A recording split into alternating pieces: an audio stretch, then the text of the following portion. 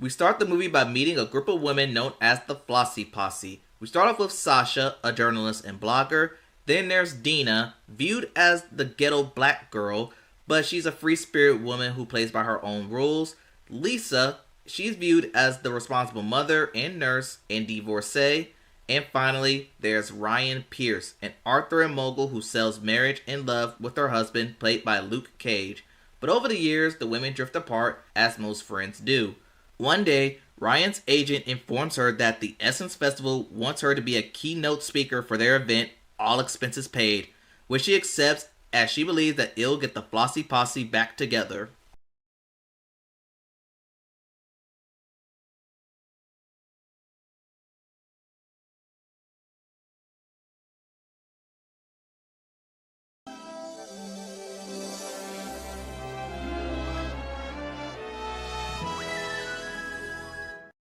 Back with the other women, Sasha is struggling and facing eviction as her blogging not pulling in the views as they should, just like this channel.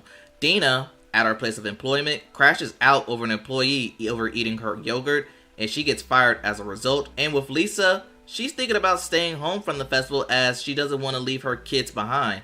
But Dina comes crashing in like she lived there and urges Lisa to go and be a free woman and step out of her shell. You ready to get turned? No, I'm not going because I don't want to leave the kids alone. It's not going to work. For once, I agree with Dina and her foul mouth.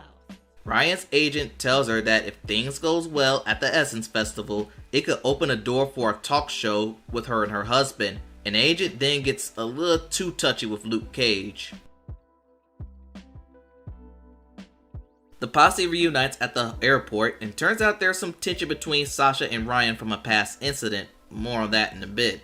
Lisa have made a distinct jacket for the Flossy Posse, but no one's feeling it. On the airport, the girls ask when was the last time she found action in the bedroom, and that becomes one of their goals. And while on their 1-hour flight to New Orleans, Dina leads everyone into taking coke shots, all while singing I'm Every Woman.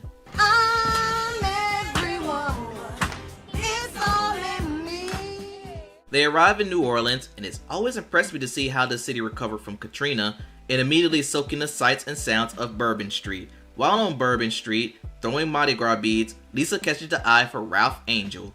Sasha gets a message from an anonymous source, and it spots Luke Cage with a random Instagram model. The posse doesn't know how to tell her, but Dina couldn't hold the secret in and tells Ryan out loud. Your man is sleeping with an Instagram scout. Ryan doesn't know how to take it, but is not fazed for now, as she's focused on having the weekend of her life. While Ryan gets checked in, the rest of the posse spot Luke Cage minding his own business. Dina decides to raise all hell and then some, and they get kicked out of the hotel. Ryan then confronts her husband about the encounter, but he ensues that everything's going to be just fine, even though he cheated. Ryan, baby, I'm not going anywhere. You know that. I don't give a damn about her. Let's just do our dance and handle our business. Because of Dina's crash out, they check in at a 1-star hotel. A random hobo wanted the time of his life for $5, and the girls order him to leave, only for him to flash the audience, and I can't believe they got away with this scene. While they get ready for the night, Dina says something extremely concerning. Please hurry up, okay? P. Diddy is not gonna be waiting for me all night. Lisa appears in an outfit that came from Guatemala. After it looked like she dressed from wherever, Ryan gives her a more revealing outfit, and that's the first and not last callback to set it off. Night 1, and the posse once again tells Lisa to let loose, and Lisa goes on a hunt, and it's failing. But backstage, we meet Julian. Usually when we see Lorenz Tate in movies, tomfoolery often occurs, but this is the one movie where it won't be the case, as his character managed to behave himself. He reunites with Ryan, and she's eager to see him. Ralph Angel spots Lisa backstage, and they chat. Dina gets her wish when she spots Diddy and Mace, but all she cares about is Diddy, the man who's, some running gags have their limits. But with the baby oil messiah, he spots Dina flashing at him, gives her that creepy stare before inviting her on stage. After night 1 ends, they go ziplining on Bourbon Street. It's all fun and games until Lisa gets stuck. Adding on the fact she has to go number 1, she proceeds to R. Kelly the street goers. Dina saves her and does the same. Thanks to Ryan's connections with Julian, the posse move into his suite. Lisa tries to get lucky with Ralph Angel, but how can I put this in PG terms? Let's just say it was more than what she bargained for and she backs out. Ryan and Luke Cage are set to make their first appearance at Essence, and Ryan insists that she's fine. But back at the suite, the girls are having breakfast and it takes us to the grapefruit scene. No, we're not showing it. But at the convention center, Ryan and Luke are having a cooking session, and while having said cooking session, the posse spots the Insta model, and Insta model comes on stage. She commends the food, more so the sausage, and this leaves Ryan to do a demonstration on what you could do with the sausage, like cutting it with a cleaver, beating it with a tenderizer, or cutting it with kitchen scissors. Dina encounters a street seller and he offers her absinthe, and he tries to warn Dina not to use it all at once, but you know Dina, she don't listen. She spikes everyone's drink before their night out, and things go from bad to worse as everyone, including Ryan's agent, are in a mood at a club. Pink elephants on a parade high. They realize Ryan is having a meeting with an important business person, and Ryan keeps believing she's seeing the Insta model.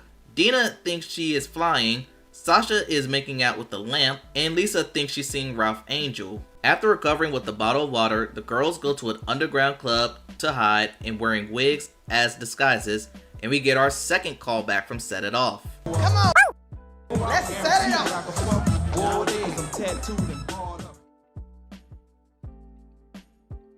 This time they spot Insta model for real, and with Manny Fresh on DJ, they have a dance battle. After the dance battle, they get into a fight and they get out scot-free. Hey, what's going on here? Officer, it was 4 women in multicolored wigs who started the whole thing, but they're still in there, so please, hurry!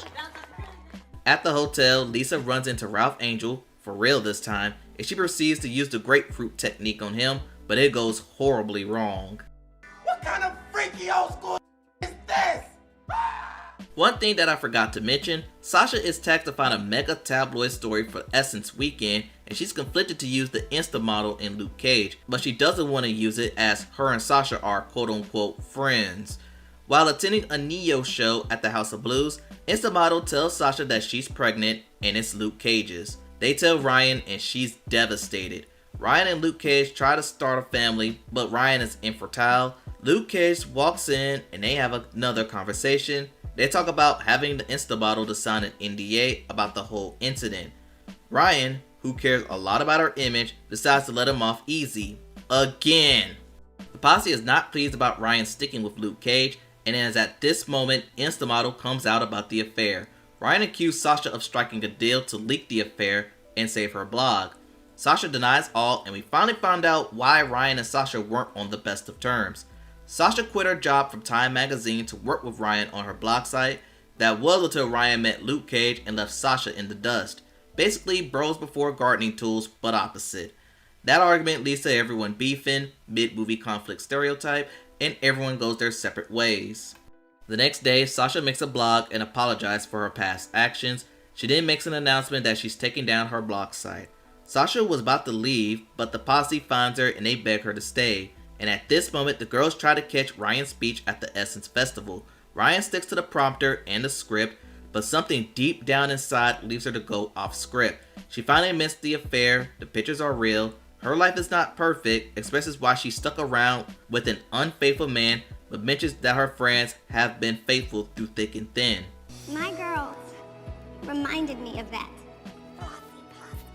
They reminded me of my own worth. Damn right. After the speech, the posse reunites with Ryan and all is good. Ryan's agent comes in and tells her that the business deal is on with Ryan alone. Ryan agrees on the condition Sasha becomes her assistant.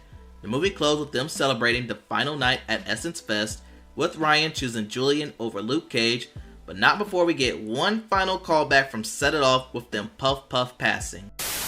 Oh boy, this movie. Based on the cast alone, this movie has aged kinda weird, but I guess I could talk about the characters. And I'm gonna start off with Lisa, the mother of the bunch. She has been closed off since her divorce, but came out of her shell when she saw Ralph Angel. Then there's Sasha. She was a known blogger for gossip, but little did she knew how hurtful it was, not only towards the celebrities, but to herself. Dina, let me just say that this was the role that skyrocketed Tiffany Haddish into superstardom. She was the wild one, free-spirited, played by her own rules, even if it came off as the ghetto black girl stereotype.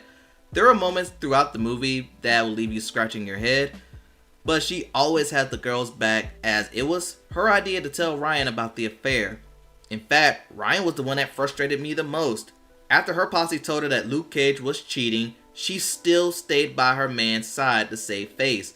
And that was her problem. She's done so much building this power relationship that she didn't want to throw it away. My thoughts on this movie, again, it aged weirdly, but I understood why it worked at the time.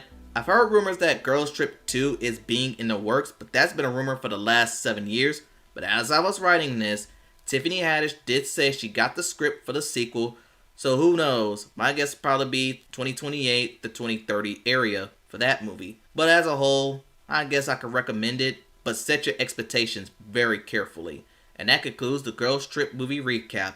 Tell me what y'all think in the comments below. Please like, comment, and subscribe to the channel. Thanks for watching, and I'll see you next time. The following was a JGTV production.